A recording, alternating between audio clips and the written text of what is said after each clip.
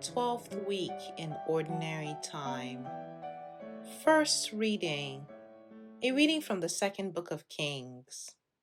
In the 10th month of the 9th year of Zedekiah's reign, on the 10th day of the month, Nebuchadnezzar, king of Babylon, and his whole army advanced against Jerusalem, encamped around it, and built siege walls on every side. The siege of the city continued until the 11th year of Zedekiah. On the 9th day of the 4th month, when famine had gripped the city, and the people had no more bread, the city walls were breached. Then the king and all the soldiers left the city by night, through the gate between the two walls, that was near the king's garden. Since the Chaldeans had the city surrounded, they went in the direction of the Arabah. But the Chaldean army pursued the king and overtook him in the desert near Jericho, abandoned by his whole army. The king was therefore arrested and brought to Riblah, to the king of Babylon, who pronounced sentence on him. He had Zedekiah's son slain before his eyes. Then he blinded Zedekiah, bound him with feathers, and had him brought to Babylon. On the 7th day of the 5th month, this was in the 19th year of Nebuchadnezzar, king of Babylon, Nebuzaradan, captain of the bodyguard, came to Jerusalem as the representative of the king of Babylon. He burned the house of the Lord, the palace of the king, and all the houses of Jerusalem. Every large building was destroyed by fire. Then the Chaldean troops, who were with the captain of the guard, tore down the walls that surrounded Jerusalem.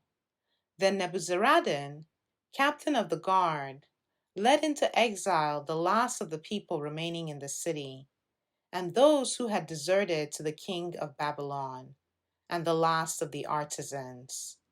But some of the country's poor, Nebuzaradan, captain of the guard, left behind as vine dressers and farmers. The word of the Lord.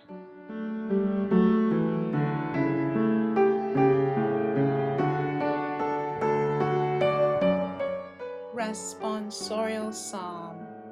The response is, "Let my tongue be silenced if I ever forget you." By the streams of Babylon, we sat and wept when we remembered Zion. On the aspens of that land, we hung up our harps. Let my tongue be silenced if I ever forget you. Though there our captors asked of us the lyrics of our songs, and our despoilers urged us to be joyous, sing for us the songs of Zion.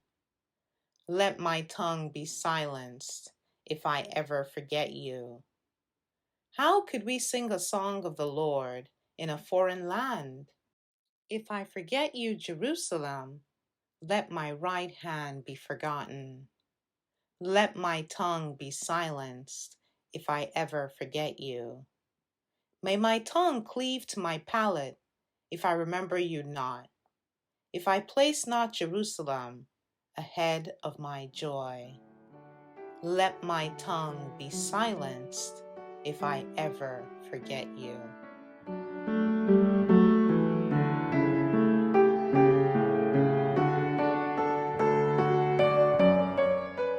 Gospel. A reading from the Holy Gospel according to Matthew.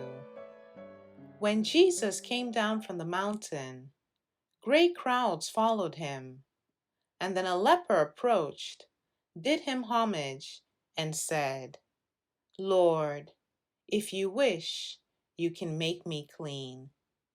He stretched out his hand, touched him, and said, "I will do it. Be made clean." His leprosy was cleansed immediately. Then Jesus said to him, "See that you tell no one, but go show yourself to the priest and offer the gift that Moses prescribed. That will be proof for them." The Gospel of the Lord.